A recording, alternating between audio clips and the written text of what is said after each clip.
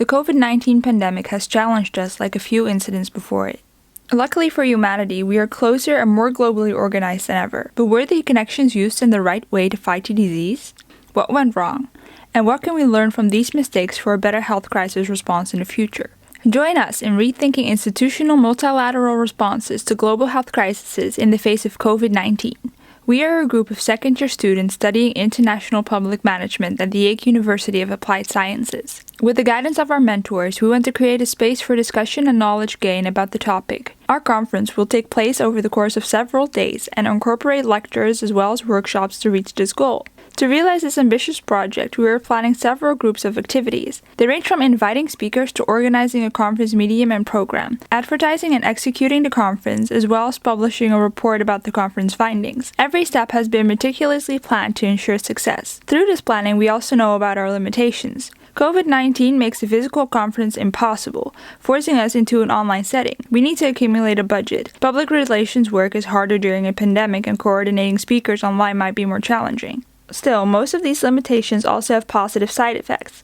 More people will be able to attend an online event, our budgetary needs will be lower as we don't need an account for rooms or travel compensations. Our audience has more time to actually attend, and speakers from all over the world will be able to hold presentations. These speakers include experts and politicians from Sweden, China, and New Zealand, and representatives of the World Health Organization. With their incredible know-how and experience, the conversations between them and with the audience will lead to truly fascinating conclusions. To grant access to these conclusions to a broader audience and policymakers, the conference findings will be summarized in a report. This means that they can have long-term effects on the public knowledge and the future decision-making of stakeholders. With all that said, we hope that you decide to support our project and vision to get a conversation going about the more multilateral health crisis management for our collective future. What is done together is always better.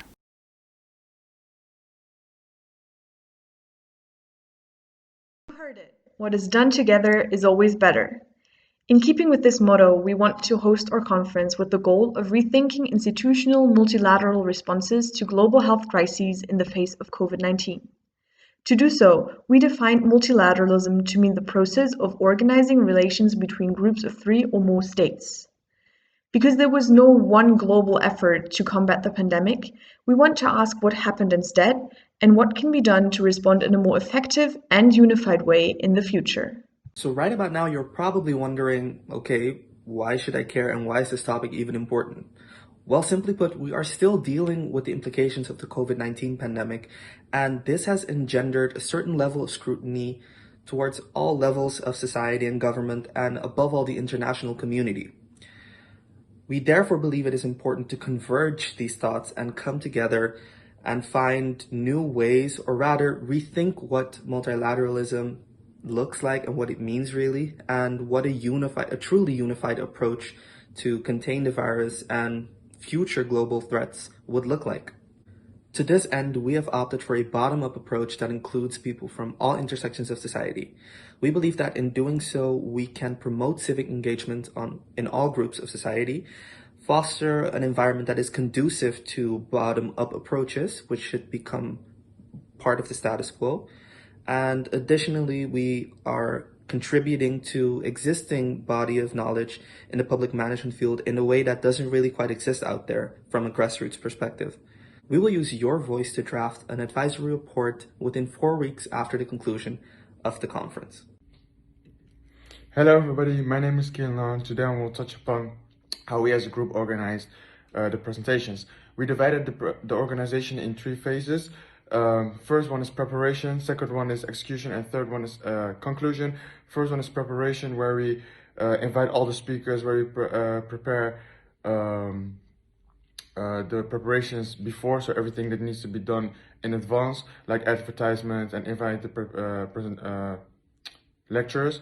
Second one is execution, where we will present the workshops and the presentations and deal with problems that come unexpectedly.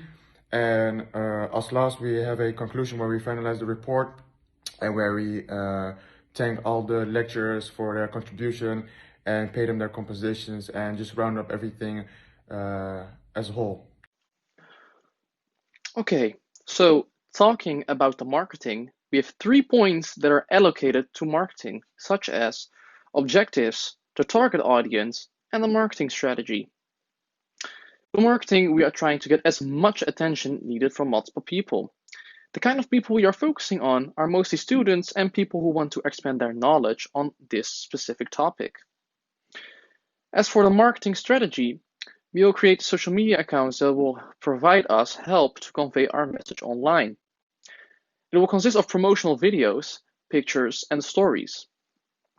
These will be provided on the social media platforms like Instagram, and we'll also use Facebook and Twitter. Invitations will be sent to researchers who are active in the field, and printed reports will be allocated to the speakers and shareholders, and also to the most active participants. Estimated costs. Total budget of this project will be 2,110 euros. There will be included payments for the 6 speakers, 300 euros each. Also, there will be included printing costs for the printed reports. Approximately 52 pages will be printed, and that will cost around 40 euros. Also, post expenses for sending letters, and unexpected expenditures will be around 200 euros, and sponsors, crowdfunding, and Justice and Peace Organization. Therefore, we would really like it if our conference topic got picked for the 2021 conference, as it is such a relevant topic and development is still very, very valuable. It is important to learn more and develop more knowledge on how to combat future pandemics, and we view this as one of the ways to help. Thank you for listening to our presentation, and hopefully we'll see you soon.